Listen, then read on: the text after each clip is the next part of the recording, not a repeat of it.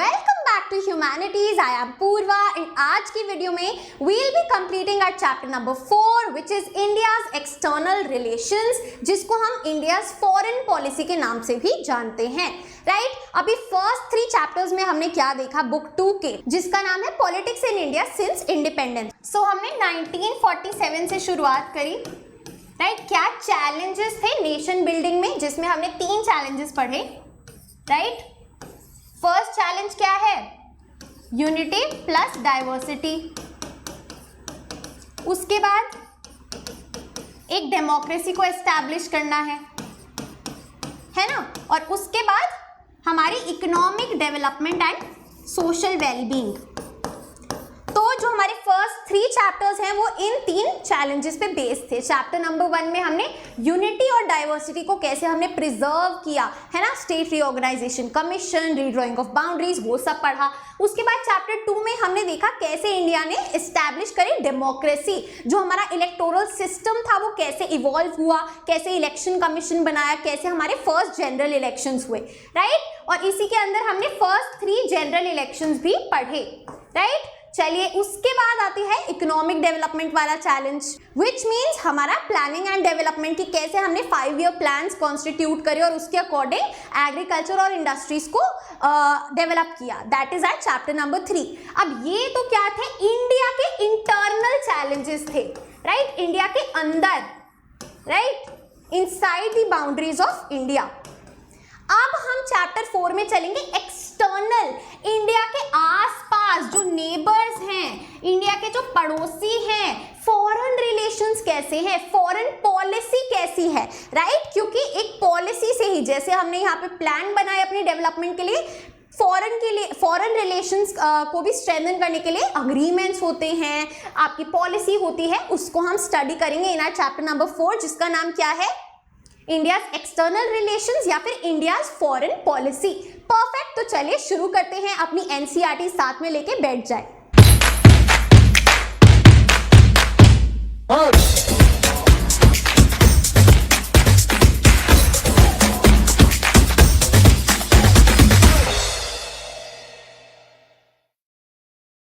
चलिए, तो सबसे पहला जो हमारा टॉपिक है that is international context. International यानी कि हम ओवरऑल क्या चल रहा था आउटसाइड इंडिया, पूरा हम वर्ल्ड का जो बैकग्राउंड है, कॉन्टेक्स्ट है, वो लेंगे। कॉन्टेक्स्ट यानी कि बैकग्राउंड कि क्या चल रहा था। राइट, चलिए देखते हैं।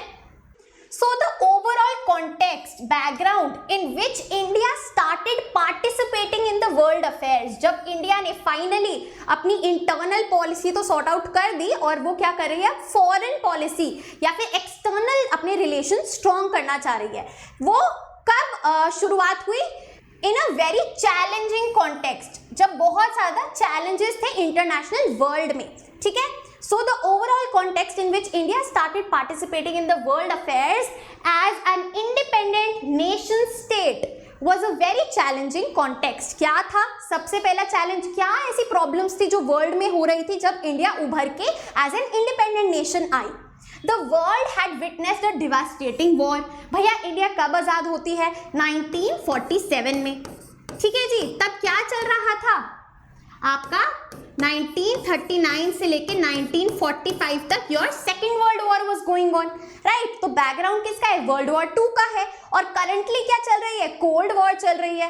राइट, चलिए, was grappling with issues of reconstruction. जब सारी यूरोपियन कंट्रीज उभर रही थी अपनी डिवास्टेटेड इकोनॉमी से, क्योंकि वर्ल्ड वॉर 2 के दौरान उनका बहुत ज्यादा ही लॉस हुआ, उनकी इकोनॉमीज बहुत ज्यादा गिर गई। जैसे फिर यूएस ने मार्शल प्लान एक्सटेंड किया यूरोपियन रिकवरी के लिए। राइट, तो सब अपनी रिकंस्ट्रक्शन कर रहे थे due to world war 2's devastation. उसके बाद attempt to establish an international body was underway. अभी हम पढ़ेंगे यूनाइटेड नेशंस कौन से साल में एस्टैब्लिश हुआ? 1945 में। तो साथ ही साथ क्या हो रहा था? यूएन, जो कि एक इंटरनेशनल बॉडी है, वो बन रही थी, इट वाज अंडर फॉर्मेशन। उसके बाद नेक्स्ट चैलेंज क्या था? मेनी न्यू कंट्रीज, कई सारी इंडिया की तरह न्यू इंडिपेंडेंट कंट्रीज जो थी, they were emerging as a result of the collapse of colonialism. Colonialism क्या था? जैसे India was a colony of the British. Right, यानी उन्होंने हम पे कंट्रोल किया हुआ था दे वर रूलिंग अस। तो ऐसे ही जब बाकी सारी कंट्रीज, जैसे कि इंडिया में ब्रिटिशर्स का कोलैप्स हुआ, कॉलोनियलिज्म का, हम आजाद हो गए, वैसे ही और भी कंट्रीज में हुआ। तो बहुत सारी कंट्रीज उभर के आई as an independent nation state, जैसे कि इंडिया आई, राइट। अच्छा जी, अब उन सारी कंट्रीज के पास दो चैलेंजेस थे, दो बेसिक चैलेंजेस, जिनको हम बोलते हैं ट्विन चैलेंजेस। ट्विन यानी कि टू, राइट, वेलफेयर का और डेमोक्रेसी का, है ना। वो एक वेलफेयर स्टेट एस्टैब्लिश करना चाहते हैं, जिससे क्या होगा, लोगों का भला होगा, right, for the good of all the citizens. Socialism का जो इसमें एक हमारी आइडियोलॉजी आ जाती है, वेलफेयर स्टेट, जिसमें गवर्नमेंट सब्सिडीज देती है, पॉलिसीज निकालती है for the citizens, welfare of the people. And democracy, जैसे आपको पता है, an elected government by the people themselves. क्यों? क्योंकि हमने कॉलोनियलिज्म में एक फॉरेन रूल देखा, तो अब हम चाहते थे कि जो लोग हैं उन्हीं के हिसाब से गवर्नमेंट बने, right. So these were the challenges. उसके बाद देखते हैं, अब ये तो इंटरनेशनली हमने देख लिया, अब इंडिया के क्या कंसर्न्स थे, इंडिया के क्या चैलेंजेस थे। India had its own share of concerns. सबसे पहला, the British government left behind the legacy of many international disputes.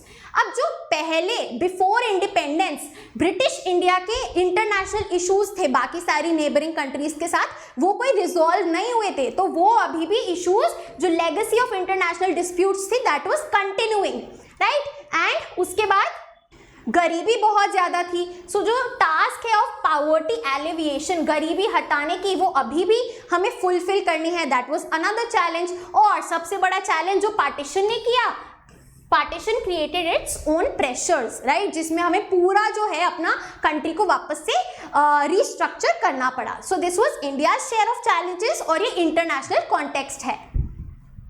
आगे चलते हैं। India decided to conduct its foreign relations with an aim. क्या एम था? बेसिक चीज है ये बहुत ज्यादा। क्या करेंगे हम? To respect the sovereignty of all other nation. Sovereignty क्या होती है?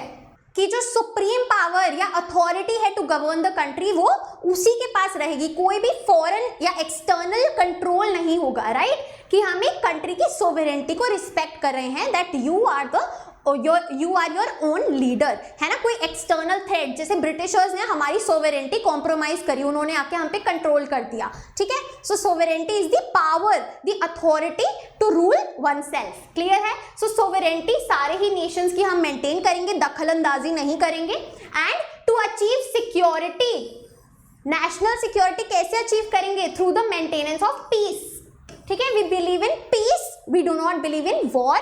हम सिक्योरिटी मेंटेन करेंगे by coming into mutual agreements, bilateral agreements, peace treaties, ये सब पीसफुल मेजर्स। क्लियर है? सो ये एम थे फॉरेन रिलेशंस के, कि हम किसी की भी सोवरेंटी को वायलेट नहीं करेंगे और पीस के थ्रू हम नेशनल सिक्योरिटी मेंटेन करेंगे। और ये जो एम है, ये हमारे कॉन्स्टिट्यूशन में कहाँ पे लिखे गए हैं? Directive principles of state policy के अंदर। डीपीएसपी क्या है? ऐसी गाइडलाइंस है जो कि गवर्नमेंट के लिए निकाली गई हैं कि उन्हें फॉलो करनी चाहिए, राइट। लेकिन ये अगर वॉयलेट हो रही हैं, आप कोर्ट में नहीं जा सकते कि हमारी डीपीएसपी वॉयलेट हुई है, right. So they are non enforceable rights. Directive principles of state policy, कोई ड्यूटी दे दी है स्टेट को, गवर्नमेंट को, कि आपको ये सब फॉलो करनी है। सो आर्टिकल 51 में लिखा गया है, article 51 of the Indian constitution lays down some DPSP on promotion of international peace and security. Clear है? स्टेट क्या क्या करेगी? State shall endeavor to promote international peace and security, maintain just and honorable relations between nations, foster respect for international law and treaty obligations in the dealings of organized people with one another, encourage settlement of international disputes by arbitration. Clear है? तो ये पूरा रटना नहीं है, you should know the section, you should know the article 51 which is a part of directive principles of state policy, जिसमें ये जो हमारा एम है उसको बैक सपोर्ट मिलता है। आगे चलते हैं। So a nation's foreign policy is guided by both its domestic and international environment. मतलब क्या है? अभी मैं बर्गर पिज्जा खा रही हूँ, जंक फूड खा रही हूँ और नेगेटिव सोच रही हूँ। क्लियर है? तो क्या होगा? मेरा जो बिहेवियर है मेरे आसपास के लोगों के साथ, मेरे भाई बहन के साथ, मैं झगड़ूंगी, चिड़चिड़ी हो जाऊंगी, नेगेटिव थॉट्स होंगे, तो वैसा ही आपका बिहेवियर निकलेगा, इंस्टेड मैं हेल्दी फूड खा रही हूँ, मैं पॉजिटिव थॉट्स सोच रही हूँ, तो क्या होगा, वैसा ही मेरा बिहेवियर निकल के आएगा। तो सिमिलरली एक कंट्री की जो इंटरनल पॉलिसी होती है, डोमेस्टिक पॉलिसी होती है, वो डिटरमाइन करती है फॉरेन पॉलिसी को कि बाहर आप कैसा बिहेव कर रहे हैं, राइट। अब जैसे एक कंट्री है जो नॉन डेमोक्रेटिक है, तो उसकी जो फॉरेन पॉलिसीज होंगी वो उसी की लाइन में होगी, डेमोक्रेसी तो वो प्रीच नहीं करेगी, राइट। सिमिलरली इंडिया एक डेमोक्रेटिक नेशन है, तो उसके जो इंटरनेशनल प्रिंसिपल्स होंगे, आइडियोलॉजीज होंगी, वो उस लाइन में होगी, right. So after the second world war यानी कि 1945 के बाद मैनी डेवलपिंग नेशंस कौन से हैं, जो न्यूली इंडिपेंडेंट कंट्रीज हैं, डेवलप्ड नेशंस मोस्टली जो हम वेस्टर्न कंट्रीज बोलते हैं, जिनमें इंडस्ट्रियल डेवलपमेंट हो चुका है, chose to support the foreign policy preferences of powerful countries who were giving them aid or credits। aid यानी कि help, किसकी बात हो रही है, 1945 में क्या शुरू हुई, कोल्ड वॉर शुरू हुई, नेशन दो अलायंसेस में डिवाइड हो गया, that of USA and that of USSR. USA ने क्या किया, वेस्ट यूरोपियन कंट्रीज को मार्शल प्लान के अंडर इकोनॉमिक एड दी, उनकी इकोनॉमी को रिवाइव करने में हेल्प करी। सिमिलरली यूएसएसआर ने ईस्ट यूरोपियन कंट्रीज की हेल्प करी। अब ये कंट्रीज क्या कर रही हैं, इन्हीं की आइडियोलॉजीज फॉलो कर रही हैं। क्या आइडियोलॉजीज थी, यूएसए की capitalism and liberal democracy and USSR की सोशलिज्म एंड आपका कम्युनिज्म, राइट। चलिए, इस कारण से क्या हुआ, this resulted in the division of countries of the world into two clear camps. दो कैंप्स बन गए जो अभी हमने देखे, यूएसए का अलायंस और यूएसएसआर का alliance. So one was under the influence of United States and its Western alliances, and the other was under the influence of the Soviet Union, USSR। देख लिया है हमने। अच्छा जी, फिर क्या हुआ, कि हेल्प क्यों ली डेवलपिंग कंट्रीज ने, why did they choose to take help of the super powers, because उनके पास इतने रिसोर्सेज नहीं थे, दे लैक, उनके पास कमी थी रिक्वायर्ड रिसोर्सेज की, जिससे वो इफेक्टिवली एडवोकेट कर पाते अपने कंसर्न कि हमें ये प्रॉब्लम है, हमें ये सपोर्ट चाहिए in the international system. So they pursue more modest goals than the advanced states. तो उन्होंने क्या सोचा कि हम अभी जो लिमिटेड रिसोर्सेज के साथ डेवलपमेंट कर सकते हैं वो करते हैं। They focus more on peace and development in their own neighbourhood, अपने ही आसपास, ज्यादा इंटरनेशनल नहीं जाएंगे, पड़ोस में ही हम बस ध्यान रखते हैं, क्योंकि उन्हीं से ज्यादा हमला हमें हो सकता है और नुकसान हो सकता है। More over their economic and security dependence on the more powerful states occasionally influenced their foreign policy। अब ऑब्वियसली अगर जो यूएसएसआर के अलायंस में है उनके दुश्मन हो गए यूएसए वाले, तो वो जिनसे इकोनॉमिक और सिक्योरिटी हेल्प ले रहे हैं उसके अकॉर्डिंग उनके जो दुश्मन हैं, उनके जो इंटरनेशनल रिलेशंस हैं वो भी चेंज हो जाएंगे। क्लियर है? बढ़िया, आगे चलते हैं। ये तो पूरा हमने समझो चैप्टर 1 में पढ़ा हुआ है। अब चलते हैं the policy of non alignment पे, which is our next topic.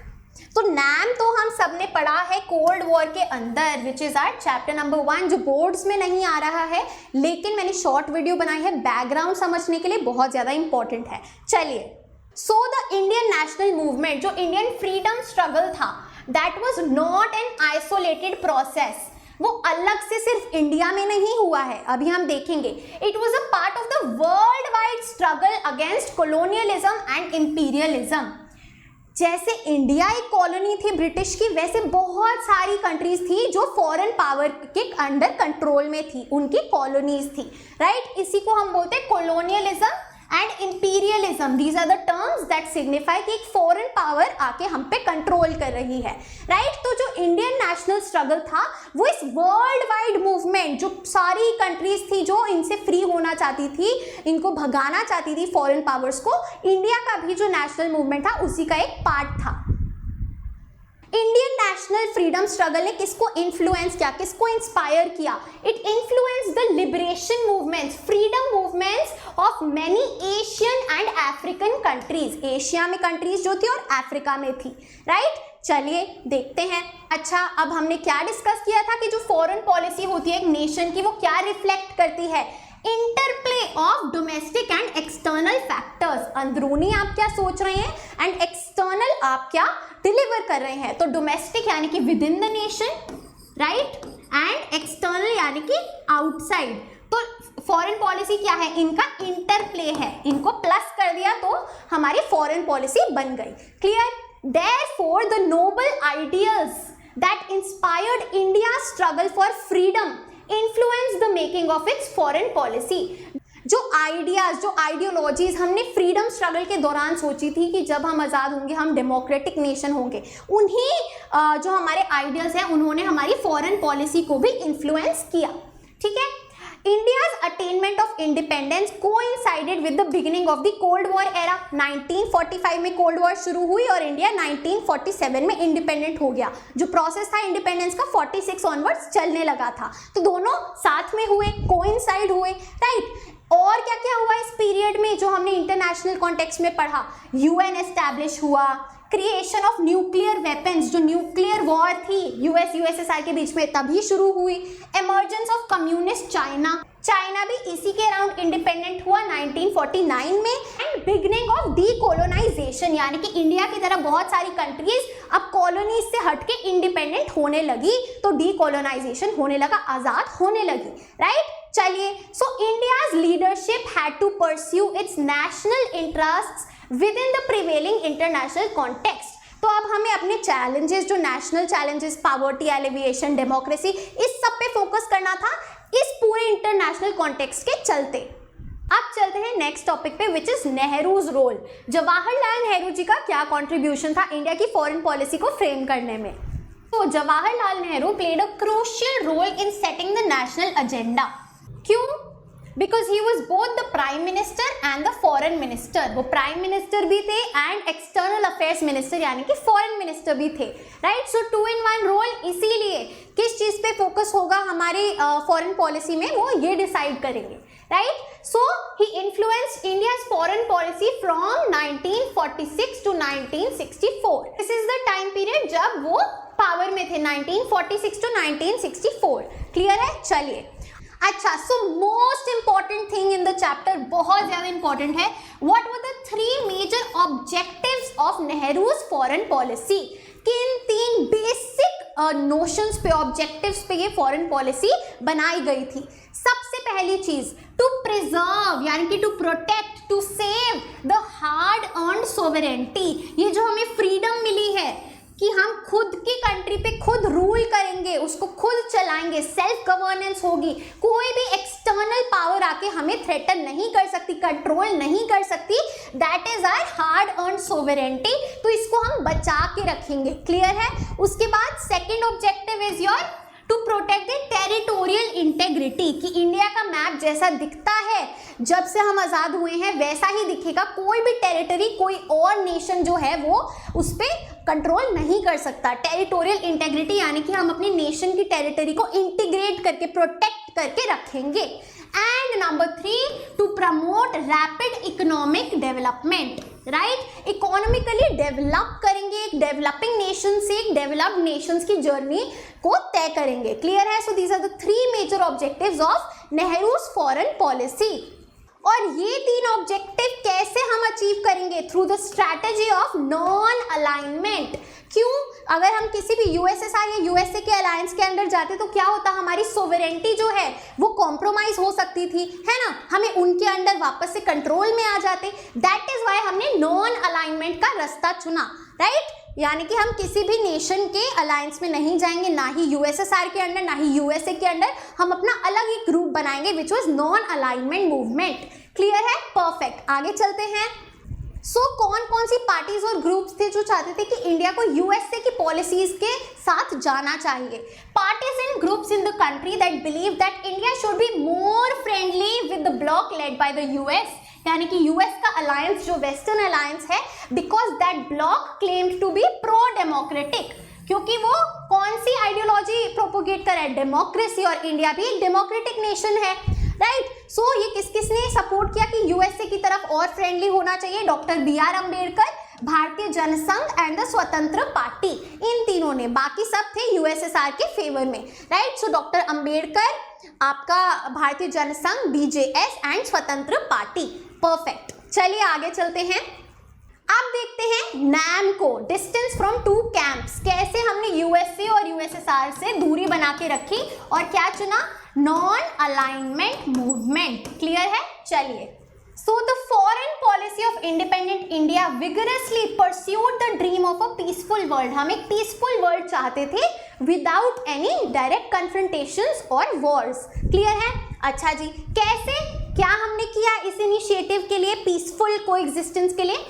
हमने एक्ट किया by reducing cold war tensions. हम कोई बैठ के नाम में, नॉन अलाइनमेंट में तमाशा नहीं देख रहे थे, उल्टा हम उनके बीच में सॉल्व करा रहे थे जो भी प्रॉब्लम्स हैं, right. Second, by contributing human resources to the UN peace keeping operations, यानी कि इंडिया ने ह्यूमन रिसोर्सेज कंट्रीब्यूट किए हैं यूएन को, जैसे कि इसमें हमारा जाता है एडमिनिस्ट्रेशन, ट्रेनिंग, स्टाफ, जो लोग काम कर रहे हैं वहां पे, right. And then by advocating the policy of non alignment, right, कि हम किसी भी वॉर अलायंस में नहीं हैं and we are separate. Clear है? सो ये क्या रिप्रेजेंट कर रहा है कि कैसे हम एक पीसफुल वर्ल्ड चाहते हैं।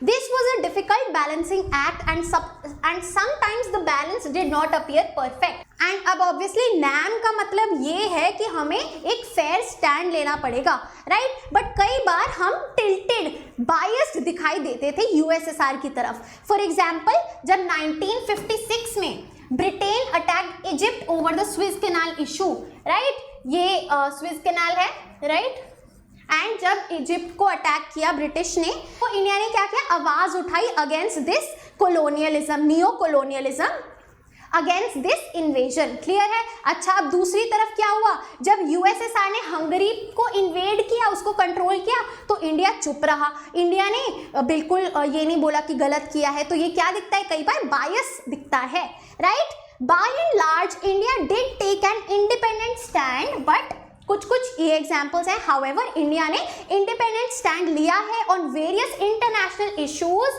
And it could get help, aid and assistance from both the blocs. दोनों से ही फायदे मिल जाते थे इंडिया को। फिर क्या होता है, Pakistan US led military alliance को ज्वाइन कर लेता है, यानी कि नेटो को ज्वाइन कर लेता है, नॉर्थ अटलांटिक ट्रीटी ऑर्गेनाइजेशन को, राइट। अच्छा, अब यूएस क्या होता है, नाराज हो जाता है इंडिया से कि देखो पाकिस्तान ने तो ज्वाइन कर लिया पर तुम नहीं कर रहे, right. So US was not happy about India's independent initiatives and the policy of non alignment. Therefore there was a considerable unease, थोड़ा सा उनके रिलेशंस के बीच में प्रॉब्लम आती है इन Indo US relations during the 1950s। The US also resented India's growing partnership with the Soviet Union कि आप USSR से ज़्यादा क्लोज हो रहे हो, right? So this was unliked by the US. अच्छा, फिर क्या होता है, India adopted the strategy of planned economic development, जो हमने planning and development में पढ़ा है, 5-year plans, right? It emphasized on import substitution, कि क्या करो, डोमेस्टिकली ज़्यादा प्रोडक्शन करो और इम्पोर्ट कम करो, ठीक है। सो यानी कि export oriented growth was limited, हम बाहर ट्रेड में, इंटरनेशनल ट्रेड में इतना ज़्यादा अवेलेबल नहीं थे, इतना ज़्यादा पार्टिसिपेट नहीं कर रहे थे। तो क्या हुआ, साथ ही साथ इंटरनेशनल ट्रेड नहीं हो रहा था, तो हमारे जो इंटरनेशनल रिलेशंस थे बाकी कंट्रीज के साथ वो उतने अच्छे नहीं थे। So this development strategy limited India's economic interaction with the outside world. अब कोई बाहर निकल ही नहीं रहा है तो उसके दोस्त कैसे बनेंगे, ऐसा ही इंडिया के साथ हुआ। चलिए अब चलते हैं एफ्रो एशियन यूनिटी पे। एफ्रो यानी कि अफ्रीका और Asia, right, Africa and Asian unity, इसके बारे में जानते हैं। So Jawaharlal Nehru was an ardent advocate, यानी कि सपोर्टर ऑफ एशियन यूनिटी, कि एशिया को साथ में चलना चाहिए और यूनिफाइड रहना चाहिए, राइट। चलिए, तो मार्च 1947 में, कब, मार्च 1947 में इंडिया ने एक एशियन रिलेशंस कॉन्फ्रेंस रखी, right. So India convened the Asian Relations Conference in March 1947, 5 months ahead of attaining its independence. Independence के 5 महीने बाद। क्लियर है? चलो भाई, सो यहाँ पे हम क्या बात करें कि क्या स्टेप्स लिए इंडिया ने for Asian and African unity, right. फिर 1947 में हमारा सबसे पहले हुआ Asian relations conference number 1, number 2 है 1949 में क्या हुआ, India made earnest efforts for the early realisation of freedom, कि जो इंडोनेशिया है वो डच से फ्री हो पाए, आजाद हो पाए। जैसे इंडिया पे ब्रिटिशर्स ने कब्जा किया, यहाँ पे डच ने कब्जा किया, राइट। तो इंडिया ने उसकी अर्ली इंडिपेंडेंस में मदद करी, किसकी, इंडोनेशिया की, from the Dutch colonial regime, by convening an international conference to support its freedom struggle। तो पहले हुई एशियन रिलेशंस कॉन्फ्रेंस, फिर हुई एक अलग international conference for इंडोनेशियाज independence in 1949। चलिए उसके बाद क्या हुआ, India was a staunch supporter of the decolonisation process, जिससे सारी कंट्रीज क्या हो, आजाद हो, एंड फर्मली अपोज्ड रेसिज्म, यानी कि specially the apartheid regime in south Africa, जो हमने नेल्सन मंडेला लीडर उभर के आए, हम सभी जानते हैं। तो इंडिया ने अपार्थाइड रिजीम को भी अपोज किया, रेसिज्म को अपोज किया और डीकोलोनाइजेशन को सपोर्ट किया। सो ये हमारे 3 एफर्ट्स हो गए। आगे चलते हैं, फिर क्या हुआ 1955 में, इन 1955 the Afro Asian conference was held. तो पहले एशियन रिलेशंस कॉन्फ्रेंस, फिर इंटरनेशनल कॉन्फ्रेंस फॉर इंडोनेशिया, उसके बाद अपार्थाइड रिजीम, और 55 में आई हमारी एफ्रो एशियन कॉन्फ्रेंस। कहाँ पे, बैंडंग में हुई। बैंडंग क्या है, एक सिटी है इंडोनेशिया में, known as the Bandung conference. Afro Asian conference को क्या बोला जाता है, बैंडंग कॉन्फ्रेंस, क्योंकि वो बैंडंग में हुई थी। Mark the zenith of India's engagement with the newly independent Asian and African nations.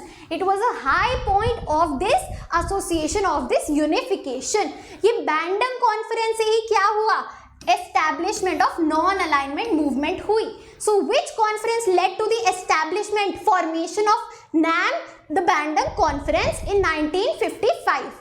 और NAM का पहला समिट, पहली मीटिंग कहाँ हुई, the first summit of NAM was held in Belgrade in September 1961. Clear है, Nehru was a co founder of NAM, 5 founder थे NAM के, राइट। सो बेलग्रेड में हुआ first summit in the year 1961. Belgrade कहाँ पे है, कमेंट करके बताओ. So here we have the 5 leaders of NAM, 5 founders of NAM. सबसे पहले यहाँ पे हम देख सकते हैं जवाहरलाल नेहरू जी फ्रॉम इंडिया. उसके बाद we have Kwame Nkrumah from Ghana.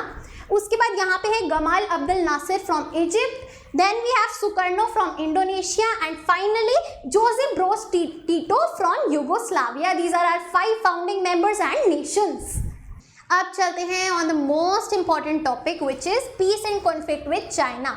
China के साथ इंडिया के कैसे रिलेशंस रहे हैं, पूरी हिस्ट्री हम जानेंगे. चाइना और पाकिस्तान ये दो बहुत ज़्यादा इंपॉर्टेंट है for your boards long answers as well as for your CUET. चलिए, सो 1949 में होता है the Chinese revolution and China independent nation बन जाता है. India was one of the first countries to recognise the communist government, right. जो China की government है उसको रिकॉग्नाइज करने के लिए इंडिया सबसे पहले थी. इंडिया ने हमेशा से चाइना को सपोर्ट किया. Free India began its relationship with China on a very friendly note, right. Nehru thought it was exceedingly unlikely. Nehru ji को लगता था कि कभी भी चाइना हमें धोखा नहीं देगी, चाइना हम पे हमला नहीं करेगी. So it was exceedingly unlikely, नामुमकिन ही almost, that India will face an attack from China. Little did he know कि ऐसा ही होगा, right. For a very long time the Chinese border was guarded by paramilitary forces, not the army. यानी कि इतना ज़्यादा ट्रस्ट था कि इंडिया ने वहाँ पे अपनी आर्मी प्लेस नहीं की हुई थी, बल्कि एक पैरामिलिट्री फोर्स क्या होती हैं, वो कंट्री के अंदर ही इनसाइड में सिचुएटेड होती हैं कि इंटरनल जो भी प्रॉब्लम्स है उससे बचाने के लिए, इंटरनल अटैक से, इंटरनल वायलेंस से. और जो आर्मी होती है, मिलिट्री होती है, वो एक्सटर्नल थ्रेट से होती है. तो यहाँ पे आर्मी मिलिट्री नहीं लगाई गई थी, जबकि एक एक्सटर्नल थ्रेट था, राइट. चाइना और इंडिया का बॉर्डर था, यहाँ पे इंस्टेंट पैरामिलिट्री फोर्स लगाई गई थी जैसे वो इंडिया का पार्ट हो. सो दैट इज वाई बहुत ज़्यादा ही ब्लाइंड ट्रस्ट किया नेहरू जी ने. और जिन पे हम ब्लाइंड ट्रस्ट करते हैं अक्सर वही क्या करते हैं, पीछे से बैकस्टैब करते हैं, राइट. चलिए, फिर क्या होता है 29 अप्रैल 1954 को पंचशील अग्रीमेंट. इंडिया और चाइना के बीच में एक अग्रीमेंट होता है, पंचशील अग्रीमेंट, ठीक है. The 5 principles of peaceful coexistence. Right वो एक अग्रीमेंट करते हैं कि ये 5 चीजें हैं, इस पे हम कोऑपरेट करेंगे, राइट कुछ प्रिंसिपल्स निकाल लेते हैं, राइट और किनके बीच में होता है, prime minister Nehru and the Chinese premier Zhou Enlai, right Chinese leader Zhou Enlai के बीच में और नेहरू जी के बीच में पंचशील अग्रीमेंट होता है। कब, 29 अप्रैल 1954। बहुत ज़्यादा इंपॉर्टेंट है, इससे क्या होता है, एक स्ट्रॉन्ग रिलेशनशिप बन जाती है दोनों कंट्रीज के बीच में, right. India and Chinese leaders visited each others country and were greeted by large crowds, right. तो ये हमें दिखाया सॉलिडारिटी और फ्रेंडशिप। अब आगे चल के देखते हैं क्या इश्यूज आए, कैसे वॉर हुई। तो जो सबसे पहला इशू है इंडिया और चाइना के बीच में वो है तिब्बत का, राइट। चलो पहली बात तो ये जो मैप्स है प्लीज आप इनको इग्नोर करो, ये वाला एरिया, क्योंकि इंटरनेट पे कश्मीर जो है उसका काफ़ी डिस्टॉर्टेड दिखाते हैं, इंडिया के अकॉर्डिंग नहीं होता है, so let's just ignore it. Tibet यहाँ ये जो हिस्सा है पूरा, ये पूरा चाइना है, चाइना बहुत ज़्यादा बड़ा है, और ये वाला हिस्सा जो इंडिया को टच करता है, राइट कहाँ से, ईस्टर्न बॉर्डर से, वो है तिब्बत, राइट। सो तिब्बत एक जगह है इंडिया और चाइना के बीच में, क्लियर। अब जानते हैं क्या हुआ। तो the plateau of central Asian region called Tibet, जो अभी हमने मैप में देखा, is one of the major issues that historically caused tension between India and China. तो सबसे पहला इशू क्या है, तिब्बत। क्या होता है 1950 में, 1950 में चाइना तिब्बत पे कंट्रोल कर लेता है, कब्जा कर लेता है, राइट। क्या होता है फिर, large sections of the Tibetan population opposed this take over. जो वहाँ के टिबेटन लोग थे वो इससे नाखुश थे और वो इसको अपोज करते हैं कि चाइना हम पे कब्जा क्यों कर रहा है। और इंडिया भी चाइना को बोलती है कि प्लीज जो वहाँ के लोग कह रहे हैं, जो तिब्बत के लोग कह रहे हैं इंडिपेंडेंस के लिए, आप उनकी सुनिए और ऐसा मत कीजिए, राइट। इंडिया चाइना को परसुएड करता है, मनाता है। When the Panchsheel Agreement was signed between India and China in 1954, तो उसमें एक प्रिंसिपल क्या था कि हम एक दूसरे की टेरिटोरियल इंटेग्रिटी और सोवेरेंटी को मेंटेन करेंगे। तो इसके चलते अब इंडिया इस इशू में नहीं बोल सकता, चाइना को नहीं टोक सकता कि आप ऐसा क्यों कर रहे हैं, इसीलिए इंडिया चुप रहा। India considered China's claim for Tibet. India ने कहा ठीक है तुम्हें जो करना है करो, हमारा कोई मतलब नहीं है। Why, due to the Panchsheel agreement. फिर क्या होता है 1950 के बाद 1956 में the Tibetan spiritual leader Dalai Lama accompanied the Chinese premier Zhou Enlai, जिन्होंने पंचशील अग्रीमेंट साइन किया। दलाई लामा उनके साथ आते हैं इंडिया में for an official Chinese visit, right. चलिए, he informed Nehru about the worsening situation in Tibet. So वो क्या करते हैं, वो नेहरू जी को बताते हैं about the worsening situation in Tibet, कैसे वहाँ के लोग नाखुश हैं और उनको सप्रेस किया जा रहा है, उनके कल्चर को दबाया जा रहा है। China had already assured India that Tibet will be given greater autonomy than enjoyed by any other region of China। तो चाइना इंडिया को बोल रहा है ऐसी कोई बात नहीं है, हम तिब्बत को काफ़ी ज़्यादा ऑटोनॉमी देंगे, फ्रीडम देंगे, उसको जैसे रहना है रहे, राइट। तो ऐसे करके वो सप्रेस कर देता है, टाल देता है इंडिया के कंसर्न को। फिर 1958 में एक आर्म्ड अपराइजिंग होती है, राइट। आर्म्ड अपराइजिंग यानी कि एक वॉयलेंट कॉन्फ्लिक्ट होता है तिब्बत में अगेंस्ट द चाइनीज कंट्रोल, जो चाइना वहाँ पे कब्जा कर रहा है उसके अगेंस्ट आर्म्ड अपराइजिंग होती है, जो अगेन क्या होता है, जो चाइनीज मिलिट्री फोर्सेस होती है वो दबा देती हैं उसको। अच्छा जी, फिर क्या होता है 1959 में दलाई लामा क्रॉस करके इंडिया में आ जाते हैं और असाइलम ले लेते हैं। असाइलम यानी कि कुछ टेम्पररी समय के लिए अपनी सिक्योरिटी के लिए यहाँ पे रुक जाते हैं। और चाइना फिर क्या बोलती है कि ये तो आपने गलत किया, इंडिया हमारे खिलाफ कुछ प्लान कर रहा है और एंटी चाइनीज मूवमेंट्स कर रहा है। So the Chinese government strongly protested against this. A large number of Tibetans have also sought refuge in India. जो वहाँ के लोकल पीपल थे तिब्बत के, वो आके बॉर्डर क्रॉस करके इंडिया में रहने लगे to seek refuge, to have a safe environment, right? Large settlements of Tibetan refugees in India, in Delhi and as well as in धर्मशाला इन हिमाचल प्रदेश। अगर आप धर्मशाला गए हैं घूमने, वहाँ पे प्रॉपर टिबेटन कल्चर है, टिबेटन मार्केट है, right. So large settlements of Tibetan refugee India में है, दिल्ली में और आपका धर्मशाला में। आगे चलते हैं, what is the current situation. China has created the Tibetan Autonomous Region which is an integral part of China। अब टिबेट को ऑटोनॉमी तो दे दी है, लेकिन वो चाइना का ही पार्ट माना जाता है। ऑटोनॉमी यानी कि थोड़ी सी आजादी, right. Tibetans oppose the Chinese claim that Tibet is a part of the Chinese territory. जो वहां के लोग हैं वो इसको नहीं मानते। They also oppose the policy of bringing into Tibetan more and more Chinese settlers. अब वो क्या हो रहा है, टिबेट के एरिया में ना चाइनीज सेटलर्स ला रहे हैं। जो लोकल टिबेटन्स हैं वो कम होते जा रहे हैं अपने ही एरिया में। इस वजह से Tibetans dispute China's claim that autonomy is granted to the region, कि वहां पे उनको ऑटोनॉमी मिली है, ऐसा वो लोग नहीं मानते हैं। They think that China wants to undermine the traditional religion and culture of Tibet. वो उसको सप्रेस कर रहा है, दबा रहा है और एक्सटिंक्ट कर रहा है। चलिए तो अब चलते हैं हमारे next topic, the Chinese invasion 1962 में। तो अब क्या होता है, 1962 में चाइना इंडिया पे हमला करता है, इन्वेड करता है। इन्वेजन यानी कि इंडिया के अंदर आना, इन्वेड करना। चलिए तो दोस्ती तो हमने देख ली है, क्या हुआ फिर। पहले हमने टिबेट इशू पढ़ा।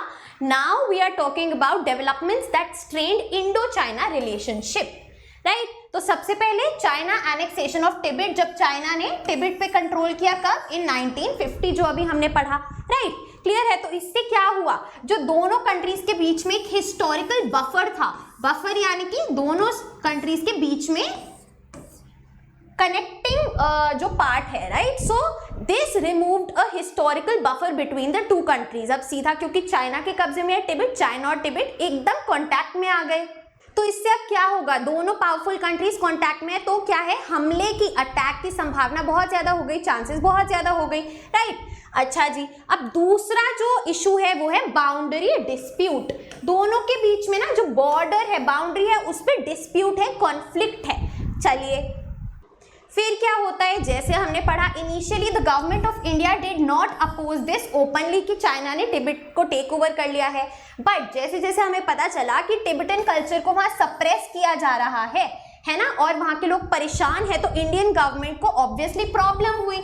तो हमने पढ़ा, इनको सपोर्ट किया, राइट। चलिए, the Tibetan spiritual leader Dalai Lama sought and obtained political asylum in India in 1959। जैसे हमने अभी पहले डिस्कस किया, राइट, कि दलाई लामा को हमने पॉलिटिकल असाइलम दिया, असाइलम यानी कि प्रोटेक्शन दिया फ्रॉम देयर होम कंट्री, कि वो यहाँ पे आके रिसाइड कर सके। फिर चाइना ने क्या बोला कि इंडिया तो एंटी चाइनीज एक्टिविटीज करा रही है और चाइना के खिलाफ है, और ऐसी कुछ चीजें कर रही है जो इंडिया के अंदर चल रही है, चाइना को अटैक करने के लिए, चाइना को मतलब टिबेट से अलग करने के लिए, राइट। जैसे हमने पढ़ा। आगे चलते हैं, बात करते हैं जो सेकंड मेन प्रॉब्लम थी दोनों कंट्रीज के बीच में, वो थी बाउंड्री डिस्प्यूट। जो बॉर्डर है उनका, उसको लेके कॉन्फ्लिक्ट, की कितना एरिया किसके अंदर आता है, उसी के कारण इंडो चाइना वॉर हुई। चलिए देखते हैं।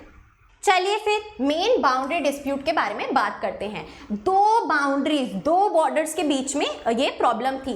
तो इंडिया बोलता था कि ये जो बाउंड्री डिस्प्यूट है ये सब कॉलोनियल टाइम, यानी कि जब ब्रिटिशर्स यहाँ थे तब सेटल हो चुका है, डिसाइड हो चुका है। और ऑन द कॉन्ट्ररी दूसरी तरफ चाइना क्या बोल रहा है कि ब्रिटिशर्स ने जो भी बोला है हम नहीं मान रहे, right. China said that any colonial decision did not apply, हम उसको नहीं मानते अब, क्योंकि वो तो गए, अब आप एक अलग कंट्री हैं, राइट। सो मेन डिस्प्यूट कौन सी बॉर्डर के बीच में था, दो, वेस्टर्न और eastern front, western and eastern end of the long border.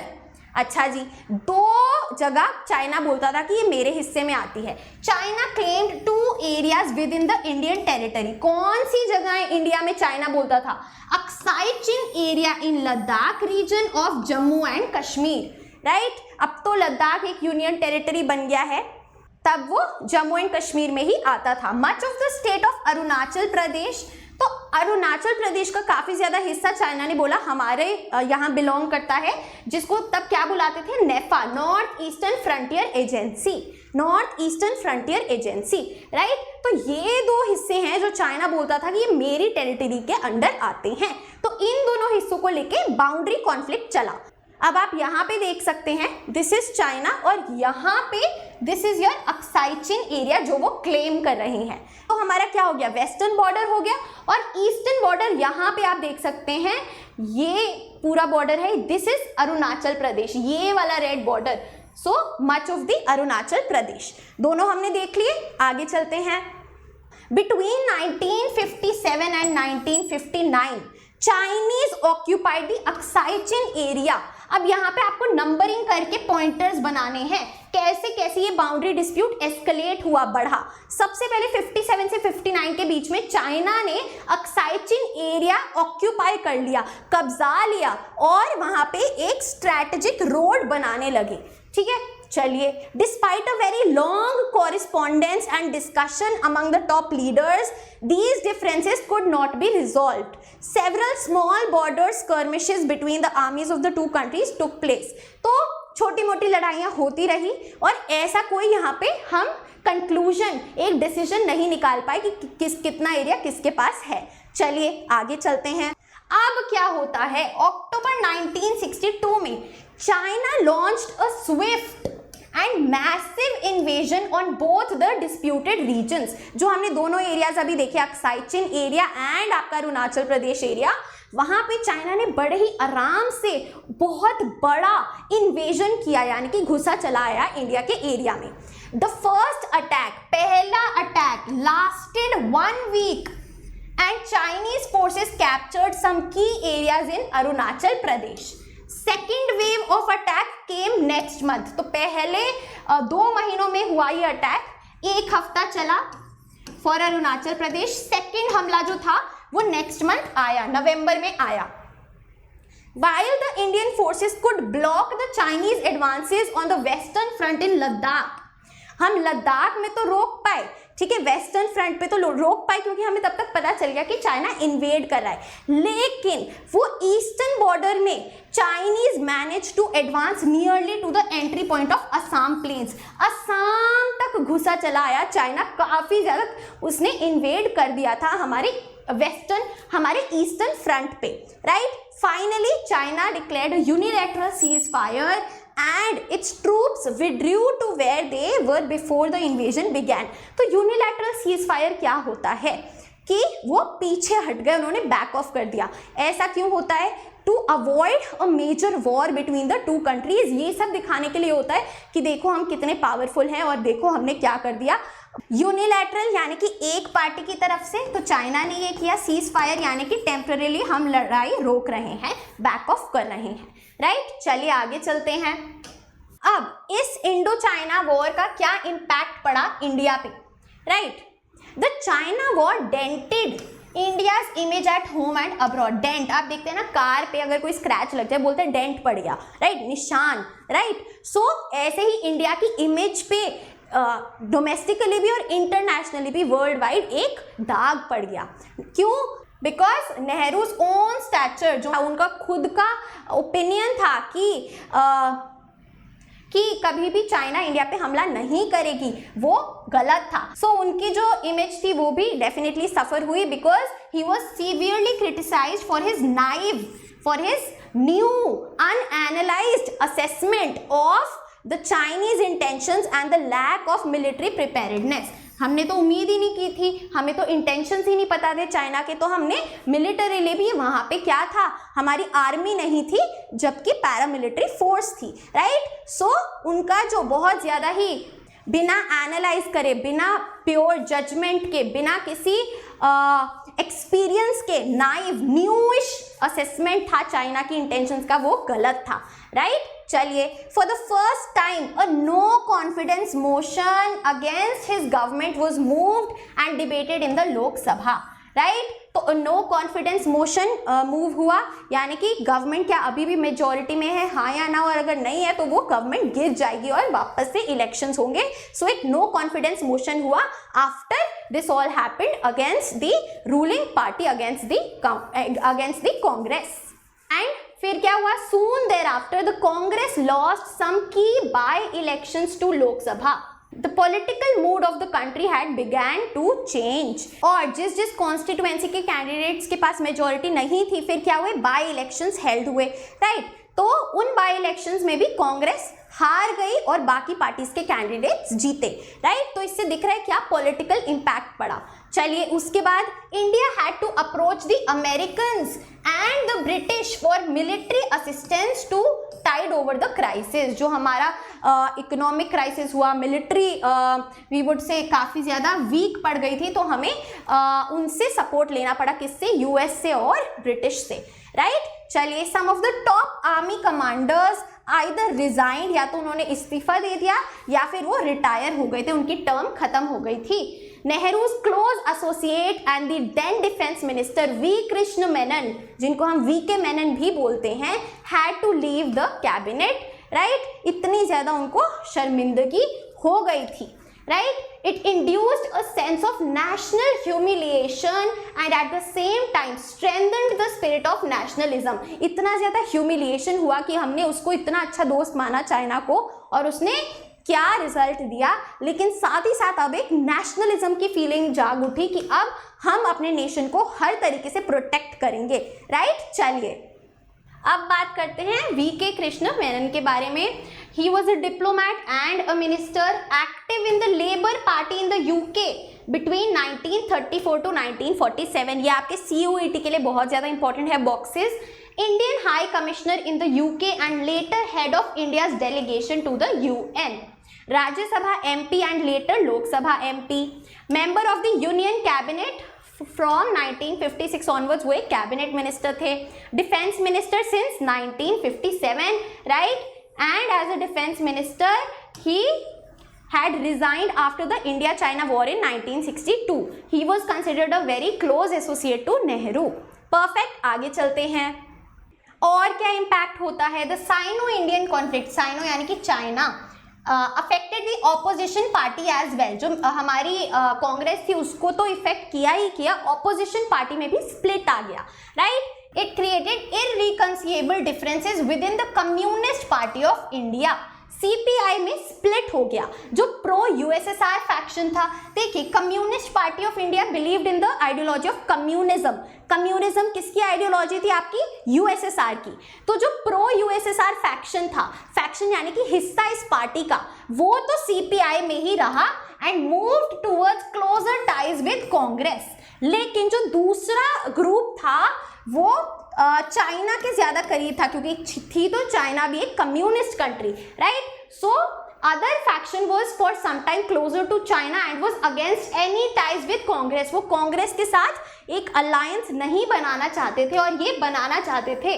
तो डिफरेंस हो गया, यहाँ यूएसएसआर हो गया, कांग्रेस अलायंस हो गया, यहाँ चाइना हो गया, नो कांग्रेस अलायंस हो गया, राइट। तो इनके बीच में आया स्प्लिट कब? इन 1964, 2 साल बाद इंडो चाइना वॉर के। और क्या बन गई? अलग से एक पार्टी बन गई, जो हमारा ये चाइना वाला फैक्शन था, राइट, उसकी पार्टी बन गई known as CPI M, CPI Marxist. Clear है? मार्क्सिस्ट लेनिनिस्ट एक आइडियोलॉजी है, उसके बेसिस पे ये बनी। The war with China alerted the Indian leadership to the volatile situation in the northeast region, कि नॉर्थ ईस्ट रीजन जो हमारा है वो कितना ज़्यादा वल्नरेबल है टू फॉरेन अटैक्स, हमें उस पर ध्यान देने की ज़रूरत है। The process of its reorganisation began soon after the China war. Nagaland was granted statehood, Manipur and Tripura, though they were union territories, they were given the right to elect their own legislative assemblies, right. तो हमने ये देखा है ना first chapter में reorganisation of states में, कि north east कब में स्टेटहुड मिली, कब में वो अलग अलग स्टेट्स बनी, राइट। तो पूरा प्रोसेस हमारा मोस्टली 1962 के बाद हुआ। तो इंडिया ने नॉर्थ ईस्ट इंडिया को पे ध्यान दिया, बिकॉज अगेन बहुत ज़्यादा ही वो प्रोन था to attacks, to enter into India. अब चलते हैं Sino Indian relations since 1962। War के बाद में इंडिया और चाइना के रिलेशंस कैसे हैं? It took more than a decade, 10 years से भी ज्यादा लगे इंडिया और China to resume their normal relations. It was in 1976 that full diplomatic relations were established between the two countries. तो 62, 72 10 साल हो गए, उससे भी ज्यादा 5 साल और 76 में जाके full diplomatic relations were established. Diplomatic relations क्या होते हैं? फॉरेन रिलेशंस जो दो कंट्रीज के बीच में होते हैं, right. Atal Bihari Vajpayee was the first top level leader who was then the external affairs minister to visit China in 1979. दूसरे लीडर कौन थे? Rajiv Gandhi. He became the first prime minister after Nehru to visit China. Right? तो पहले नेहरू जी ने भी visit किया हुआ है. राइट? तो अटल बिहारी वाजपेयी जी ने as an external affair minister visit किया चाइना को इन 1979. उसके बाद Rajiv Gandhi became the first prime minister after Nehru to visit China. तो पीएम्स में अगर बात करें, Nehru and Rajiv Gandhi, and here Atal Bihari Vajpayee as a foreign minister. Right? Since then the emphasis is more on trade relations between the two countries कि हम trade relations strong करें. लेकिन क्योंकि हमारी NCERT काफ़ी ज़्यादा पुरानी है, राइट, नया टेक्स्ट ज़्यादा इसमें हमने डाला नहीं है. We all know कि जो ट्रेड है, जो चाइनीज़ प्रोडक्ट्स हैं, वो हमने अब इंडियन मार्केट में बैन कर दिए हैं. राइट? हम उसको ज़्यादा सपोर्ट नहीं करते, हम मेक इन इंडिया को ज़्यादा सपोर्ट करते हैं. तो डेफिनेटली ये जो टाइमलाइन है ये इतनी ज़्यादा रिसेंट नहीं है. आगे चलते हैं. अब आता है हमारा second neighbour which is Pakistan. अब हम वॉर्स, क्या क्या कॉन्फ्लिक्ट हुए पाकिस्तान के साथ, कैसे कैसे रिलेशंस अच्छे एस्टैब्लिश हुए, पीस, दोनों पढ़ेंगे पाकिस्तान के साथ में. In case of Pakistan, the conflict started just after partition over the dispute on Kashmir.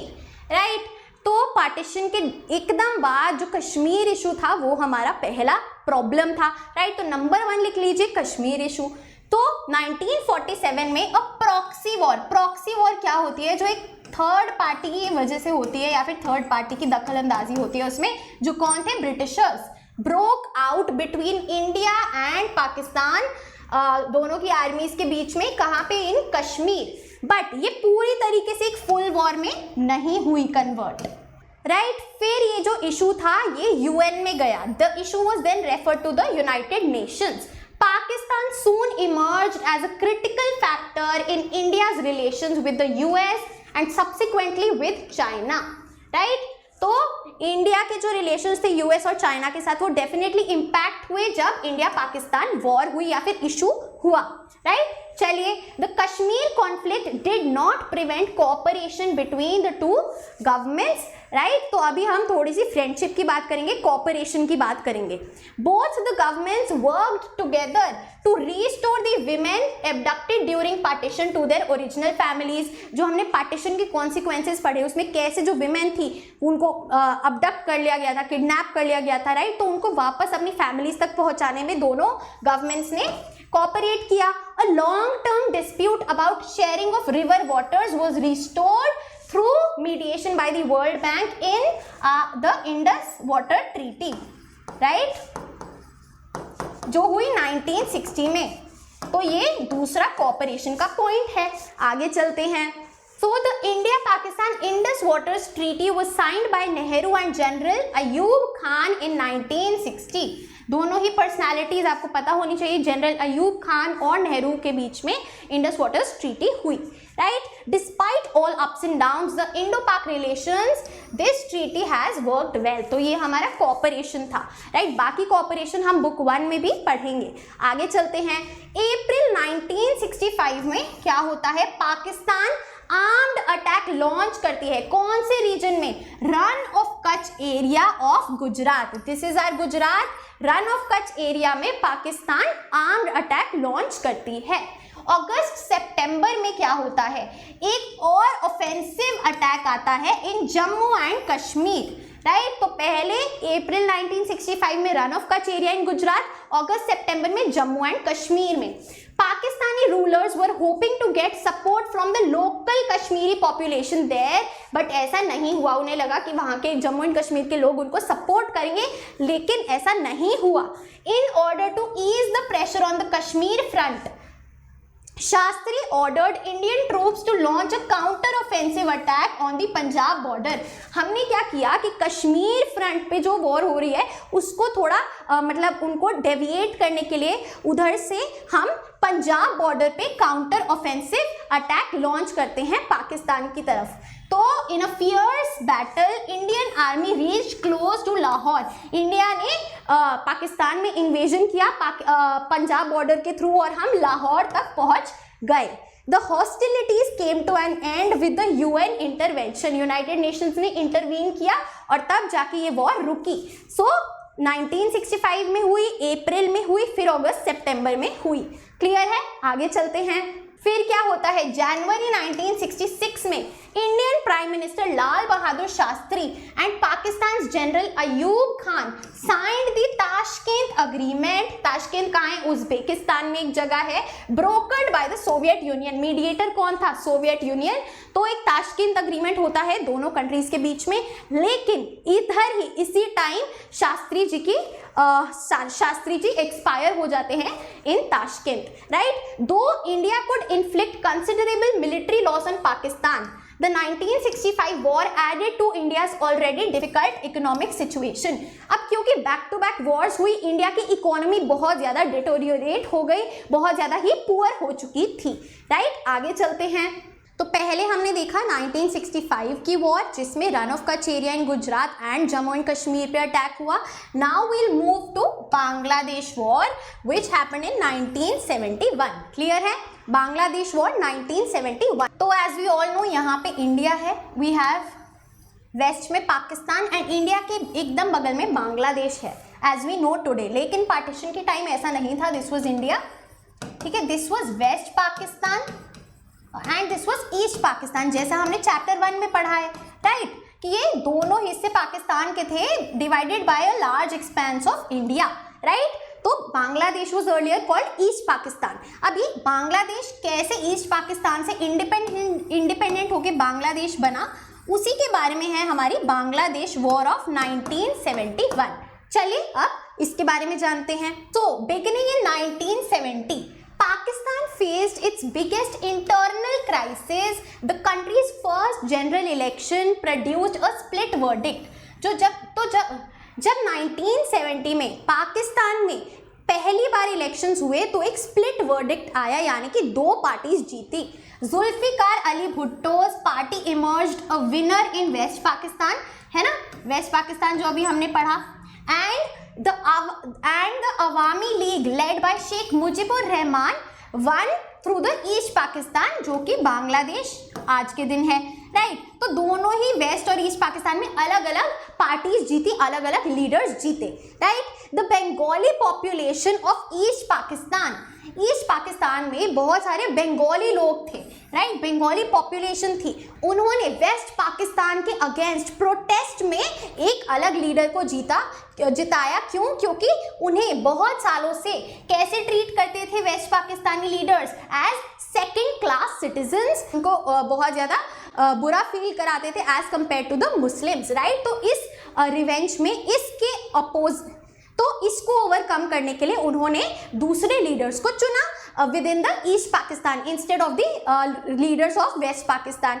So the Pakistani rulers were not willing to accept the democratic verdict. एक तो डेमोक्रेसी इतनी बाद में आई, फर्स्ट इलेक्शंस हुए, और जब हुए तो लीडर्स ने नहीं माना इनको, right. Nor they were ready to accept the Awami League's demand for a federation, कि मिलजुल के गवर्नमेंट बना ले, उन्होंने नहीं माना। और उन्होंने क्या किया? शेख मुजिबुर रहमान को अरेस्ट कर लिया, right. Instead in early 1971 the Pakistani army arrested Sheikh Mujibur Rahman and unleashed a rule of terror, right, on the people of East Pakistan. उनको डर के रहना पड़ा, उनके अगेंस्ट काफ़ी ज़्यादा terror, as you know, threat invoke कर दिया कि हम आपकी ये डिमांड नहीं मानेंगे और हम ही आप पे रूल करेंगे, कब्जा करेंगे। तो जब जहाँ भी लोगों को आप दबाएंगे वो क्या करेंगे? विद्रोह करेंगे, right. So the people started a struggle to liberalise, to liberate, यानी कि to free Bangladesh from Pakistan. Throughout 1971, India had to bear the burden of about 80 lakh refugees, क्योंकि बांग्लादेश और इंडिया एकदम क्लोज नेबर्स हैं, तो जहाँ पे टेरर चल रहा है वहाँ के लोग क्या करेंगे? रेफ्यूज सीक करेंगे नेबरिंग कंट्री में। तो इंडिया ने लगभग 80 लाख लोगों को शेल्टर दिया जो ईस्ट पाकिस्तान से आके इंडिया में रहे। They took shelter in neighbouring areas in India. India ने मॉरल और मटेरियल सपोर्ट दोनों ही दिया टू बांग्लादेश ताकि वो इंडिपेंडेंट हो पाए, राइट। पाकिस्तान ने बोला कि इंडिया जो है वो एक कॉन्स्पिरेसी बना रहा है ईस्ट पाकिस्तान और वेस्ट पाकिस्तान को अलग करने के लिए, राइट। और पाकिस्तान को किससे सपोर्ट मिल रहा था? यूएस और चाइना से। एंड इसी वजह से अब इंडिया को भी एक स्ट्रॉन्ग कंट्री चाहिए थी उसके सपोर्ट में। तो क्या होता है, अगस्त 1971 में India 20-year treaty of peace and friendship sign करती है यूएसएसआर के साथ, right. This treaty assured India of Soviet support if the country faced any attack। अगर कोई भी इंडिया पे अटैक होगा तो यूएसएसआर जो है उसको सपोर्ट करेगा, राइट। तो क्लियरली हमें दिख गया है क्या सपोर्ट सिस्टम चल रहा है यहाँ पे। जुलाई 1971 में Henry Kissinger, the adviser to the US president Richard Nixon, made a secret visit to China via Pakistan, जो ये सपोर्ट हमें शो करता है, right. In order to counter the US Pakistan China axis, India और यूएसएसआर ने treaty of friendship sign करी। Clear है, आगे चलते हैं। अब क्या होता है, दिसंबर 1971 में after months of diplomatic tension and military buildup, बहुत बड़ी a full scale war takes place between India and Pakistan. क्यों भैया? क्योंकि इंडिया बांग्लादेश को सपोर्ट करा है इंडिपेंडेंस के लिए और पाकिस्तान को इस चीज से प्रॉब्लम है। So Pakistani aircraft attacked Punjab and Rajasthan while the army moved on the Jammu and Kashmir front। तो जो एयरफोर्स थी पाकिस्तान की, उन्होंने कौन से एरियाज को टारगेट किया? पंजाब एंड राजस्थान। एंड जो आर्मी थी उन्होंने जम्मू एंड कश्मीर पे कंट्रोल करने की कोशिश करी। इंडिया ने क्या किया? India retaliated with an attack involving the air force, navy and army on both the western and eastern front. दोनों तरफ से वेस्टर्न और ईस्टर्न फ्रंट पे हमला किया, राइट। सो वेस्ट पाकिस्तान और east Pakistan, welcomed and supported by the local population in East Pakistan, the Indian Army made rapid progress in East Pakistan, क्योंकि वो तो उन्हीं की लिबरेशन के लिए, उन्हीं की फ्रीडम के लिए जा रही थी इंडिया वहाँ पे। Within 10 days, 10 दिन में ही इंडिया ने क्या किया? ढाका को कैप्चर कर लिया, तीनों तरफ से सराउंड कर लिया, and Pakistani army of about 90,000 had to surrender. With Bangladesh as a free country, India declared a unilateral ceasefire, right? तो फाइनली इंडिया ने क्या किया? बांग्लादेश में घुस के वहां पे ढाका जो कि उसकी कैपिटल है उसको कवर कर लिया, और इसकी वजह से ही जो पाकिस्तानी आर्मी थी उसे सरेंडर करना पड़ा। एंड फाइनली इसी के कारण क्या हुआ? बांग्लादेश इंडिपेंडेंट हो गया। So on 3rd July 1972 the signing off the Shimla agreement, Tashkent treaty पढ़ी, अब शिमला अग्रीमेंट पढ़ रहे हैं। पहली वॉर के बाद क्या हुई? ताशकंद अग्रीमेंट हुआ। सेकंड वॉर के बाद शिमला अग्रीमेंट हुआ between Indira Gandhi and Zulfikar Ali Bhutto on 3rd July 1972, जिसने वापस से पीस एस्टैब्लिश कर दिया, राइट। फाइन, चलिए अब इंडिया और पाकिस्तान वॉर का क्या इम्पैक्ट पड़ा। A decisive victory in the war led to national jubilation. Humiliation हुई पहले चाइना के साथ, यहाँ पे जुबिलिएशन हुई, सेलिब्रेशन हुआ, राइट। हमें बहुत ज़्यादा प्राउड फील हुआ इस विक्ट्री के लिए। Most people in India saw this as a moment of glory and a clear sign of India's growing military prowess, कि जो हमारी मिलिट्री पावर है वो कितना ज़्यादा ग्रो कर रही है। Indira Gandhi was the prime minister at this time. She had already won the Lok Sabha elections in 1971.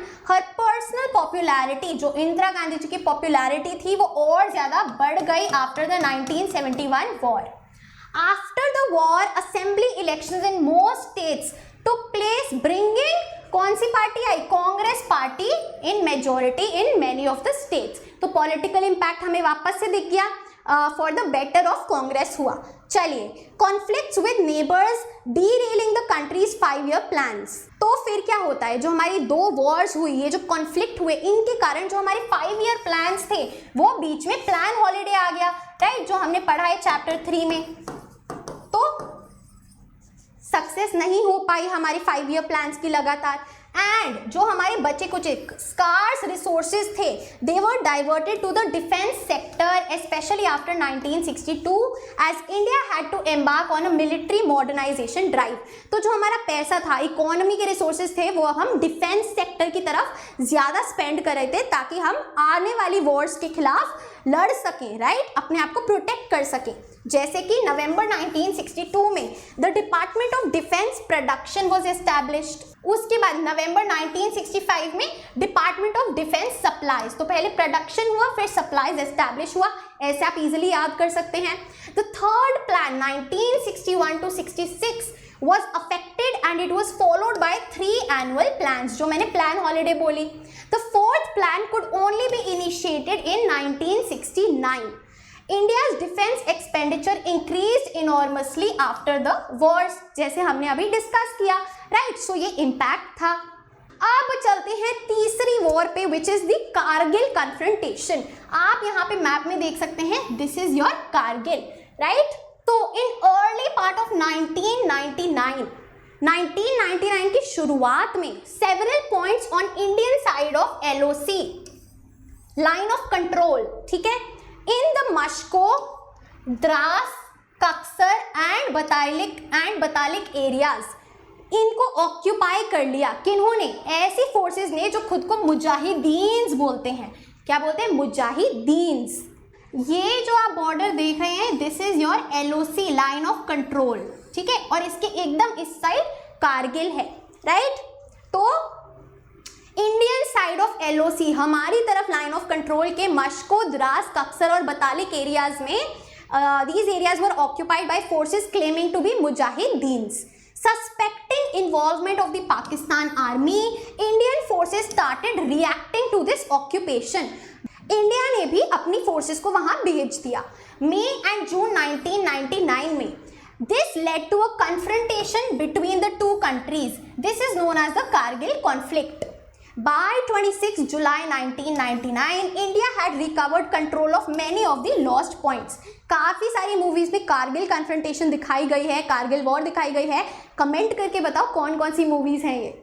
चलिए, the Kargil conflict drew attention worldwide for the reason that only 1 year prior to that, India and Pakistan had attained nuclear capability. दोनों ही nuclear power बन चुकी थी, तो और ज्यादा danger था, threat था इस वॉर में। However, this conflict remained confined only to the Kargil region. Soon after the conflict, the government of Pakistan was taken over by the Pakistani army leader, the Army Chief General Pervez Musharraf. तो Kargil conflict के बाद general Parvez Musharraf बन जाते हैं पाकिस्तान के leader. As we all know, Pakistan में military take over काफ़ी रहा है और डेमोक्रेसी काफ़ी बाद में जाके इवन अभी भी थोड़ा इशू चलते रहता है। Now let's talk about India's nuclear policy. May 1974 में the first nuclear explosion was undertaken by India. Nehru had always put his faith in science and technology for rapidly building a modern India. Modernization के लिए, आपको development के लिए science और technology तो चाहिए ही, but he was against nuclear weapons. So that is why उन्होंने जो न्यूक्लियर डिसआर्मामेंट था US और USSR के बीच में, वो भी सजेस्ट किया था, राइट। इंडिया में लेट 1940s में न्यूक्लियर प्रोग्राम इनिशिएट किसने किया था? होमी जे भाभा ने, जिनके नाम पे एक एटॉमिक सेंटर भी है, right, Bhabha atomic research centre, right. तो उनके अंडर न्यूक्लियर प्रोग्राम इनिशिएट हुआ था, उनकी गाइडेंस के अंडर। देन अक्टूबर 1964 में कम्युनिस्ट चाइना ने न्यूक्लियर टेस्ट कंडक्ट करवाए। The 5 nuclear weapon powers were the 5 permanent members of UN, right. तो US, USSR, UK, France and China, right? Also, the 5 permanent members of UN Security Council tried to impose the Nuclear Non-Proliferation Treaty (NPT), Nuclear Non-Proliferation Treaty of 1968 on rest of the world. इस treaty के according ये था कि भैया अब तक तो जिन्होंने न्यूक्लियर वेपन्स बना लिए वेल एंड गुड, बट अब के बाद 1968 के बाद कोई भी कंट्री न्यूक्लियर वेपन्स नहीं प्रोड्यूस करेगी, विच वॉज ऑब्वियसली डिस्क्रिमिनेटरी। तो इंडिया ने तो ये नहीं मानी, right? India always considered the NPT as discriminatory and had refused to sign it. When India conducted its first nuclear test, it was termed as a peaceful explosion. Peaceful explosion. It argued that it was committed to the policy of using nuclear power only for peaceful purposes. बहुत ज़्यादा ही ironical है nuclear power और peaceful purposes, but हम किसी पे attack करने के लिए न्यूक्लियर पावर नहीं बना रहे हैं, we are doing it for peaceful purposes. The period when nuclear test was conducted was a difficult period in domestic politics. Following the Arab-Israel War of 1973, the entire world was affected by oil shock due to the massive hike in the prices by Arab nations. Right, तो oil बहुत ज़्यादा क्या हो गया, महंगा हो गया। इस कारण से इकोनॉमी के काफ़ी ज़्यादा जो पैसा था वो ऑयल को बाय करने में ही लग जाता है। राइट, तो इकोनॉमी काफ़ी ज़्यादा पुअर थी उस टाइम पे। राइट, तो यही लिखा है कि जब न्यूक्लियर टेस्ट कंडक्ट हुए इंडिया में, वो डोमेस्टिक पॉलिटिक्स में काफ़ी ज़्यादा मुश्किल पीरियड था। Indian politics is generally marked by a broad agreement among the parties on national integration, protection of international boundaries and on question of national interest. So सारी ही parties जो हमारी पॉलिटिकल पार्टीज हैं उनका एक ब्रॉड कंसेंसस, एक broad agreement है हमारी national integration को लेके, हमारे जो बाउंड्रीज हैं प्रोटेक्ट करने के लिए इंटरनेशनल बाउंड्रीज को, और नेशनल इंटरेस्ट के अगर हम क्वेश्चन पे बात करें क्या ऑब्जेक्टिव है उस सबको लेके एक ब्रॉड अग्रीमेंट है। Moving on to the box, India's nuclear programme. India has opposed the international treaties aimed at non-proliferation, talking about the NPT, since they were selectively applicable to the non-nuclear powers and legitimized the monopoly of 5 nuclear weapon powers, जो अभी हमने हिंदी में समझा। Right? Thus, India opposed the indefinite extension of non-proliferation treaty in 1995 and also refused to sign the CTBT, Comprehensive Test Ban Treaty. तो जब nuclear non proliferation treaty को unlimited time के लिए एक्सटेंड करा जा रहा था 1995 में, तब भी इंडिया ने उसको अपोज किया और CTBT comprehensive test ban treaty को भी नहीं साइन किया। चलिए, फिर मई 1998 में India conducted a series of nuclear tests, right, demonstrating its capacity to use nuclear energy for military purposes. हमने मई 1998 में न्यूक्लियर टेस्ट कंडक्ट करे देखने के लिए कि हम कैसे उनको यूज कर सकते हैं for military purposes. Similarly Pakistan ने फॉलो किया एंड इंडिया के साथ साथ इंडिया को देख के पाकिस्तान ने भी अपने न्यूक्लियर टेस्ट कंडक्ट करे, और इससे क्या हुआ, ये जो रीजन है काफ़ी ज़्यादा वल्नरेबल बन गया टू न्यूक्लियर थ्रेट। राइट, कि दोनों ही कंट्रीज न्यूक्लियर पावर है तो एक न्यूक्लियर एक्सचेंज हो सकता है वॉर में। The international community was extremely critical of the nuclear tests in subcontinent and sanctions यानी कि punishments were imposed on both India and Pakistan which were subsequently waived, जो फिर waive हो जाती हैं, मतलब हट जाती हैं। राइट, सो अगेन ये हम पढ़ चुके हैं, ये आपका बॉक्स में भी था। India's nuclear doctrine of credible minimum nuclear deterrence professes no first use। तो इंडिया की एक पॉलिसी है, डॉक्ट्रीन है कि क्रेडिबल मिनिमम न्यूक्लियर डेटरेंस, जो क्या बोलती है कि हम कभी भी पहले इनिशिएट नहीं करेंगे न्यूक्लियर पावर। राइट, कभी भी हम पहले आप पे न्यूक्लियर पावर यूज नहीं करेंगे, नो फर्स्ट यूज, हम सिर्फ अपने डिफेंस के लिए न्यूक्लियर पावर डेवलप कर रहे हैं। राइट, तो ये क्या दिखाता है, India's commitment to global verifiable and non discriminatory nuclear disarmament. Right, जो हमने डिसआर्मामेंट सजेस्ट करी थी फॉर USSR, वो इसके again we are in line with that idea, इसीलिए हम नो फर्स्ट यूज पॉलिसी बोलते हैं। हाउएवर, अब ये जो अपडेट्स हैं आपके एडेड टॉपिक्स में, India's nuclear policy has always been peace oriented whose clear impression is reflected in the policy of no first use। लेकिन कंटेम्प्रेरी टाइम में, यानी कि आज के समय में कंटेम्प्रेरी रीजनल सिक्योरिटी चैलेंजेस की वजह से आज की अभी की गवर्नमेंट ने बोल दिया है कि the policy of no first use can be reviewed and changed according to our regional and national security circumstances situation. हम ये नो फर्स्ट यूज की पॉलिसी को चेंज कर सकते हैं। क्लियर? चलिए, in addition India is committed to ensuring its membership in nuclear suppliers group NSG and opposing partisan and unjust nuclear treaties like CTBT and NPT। जो India का motto है वो क्लियर है।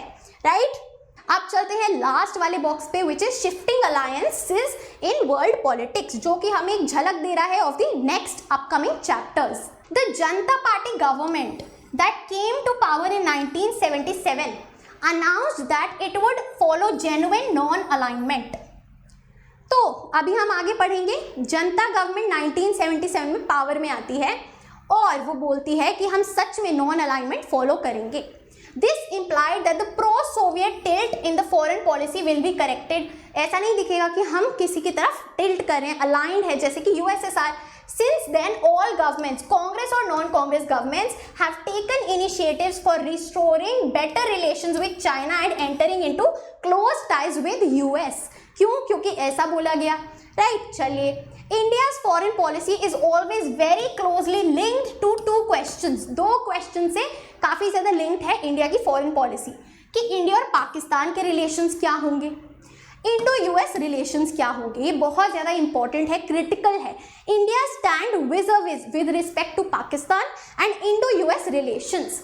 Foreign policy is always dictated by the ideas of national interest. Ideas of national interest यानी कि हमारे nation के लिए क्या फायदेमंद है, हमारे हित में क्या है, हमारे इंटरेस्ट में क्या है। In the period after 1990, Russia, though it continues to be an important friend of India, has lost its global preeminence, right? क्योंकि USSR के पास जो पावर थी वो comparatively रशिया के पास नहीं है। Therefore, India's foreign policy has shifted to a more pro-US strategy. Pro-USSR से pro-US, clear है? चलिए, the contemporary international situation is more influenced by economic interests than by military interests. Time के साथ साथ क्या चेंज आता है, ट्रेड इतना इंपॉर्टेंट बन गया आज के दिन, पैसा ही सब कुछ है, तो इकोनॉमिकली हमें कौन फायदा देगा वो ज्यादा मैटर करता है rather than military interest, right? This has also made an impact on India's foreign policy choices. अब हम इस तरीके से ही अपने alliances बनाते हैं, right? Indo-Pakistan relations have witnessed many new developments during this period. Again ये हमारा कोऑपरेशन में आ जाएगा। While Kashmir continues to be the main issue between the two countries, there have been many efforts to restore and normalize relations. This means that cultural exchanges, movement of citizens and economic cooperation would be encouraged by both countries. As you all know, Pakistani dramas are so popular in India. आप YouTube पे देखेंगे काफ़ी ज़्यादा, तो ये cultural exchange का एक medium है। Now these are added topics. Added topics आपके बोर्ड्स में नहीं पूछे जाएंगे, क्लियरली मेंशन है, लेकिन फिर भी हम कवर करते हैं। एक ही है, India Israel relation, right? Nearly 45 years after independence, due to various reasons, India's foreign policy with Israel remained largely unexplored, notwithstanding the two nations gaining independence from the British colonial rule in 1947 and 1948 respectively. क्या बोला गया है? 45 years हो चुके हैं लेकिन India और Israel के कोई खास रिलेशंस नहीं है, राइट? जबकि दोनों ही कंट्रीज ब्रिटिशर्स की कॉलोनी थी और इंडिया 1947 में इंडिपेंडेंट हुआ एंड इसराइल 1948 में इंडिपेंडेंट हुआ।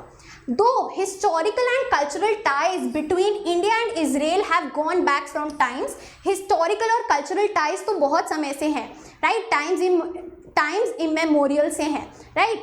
डिप्लोमेटिक रिलेशंस बाद में डेवलप हुए after the opening of Israeli embassy in India in 1992, right? Relations between the two democratic nations further intensified with the visits of two heads of government in 2017 and 2018, जब दोनों heads of government ने visit किया एक दूसरे की countries को।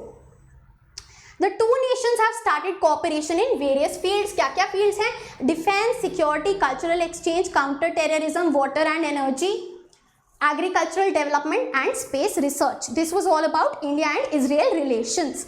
We have finally completed our full chapter, right? तो finally हमने अपना chapter number 4 complete कर लिया है in a detailed manner. India's external relations या फिर India's foreign policy, whatever you may call it.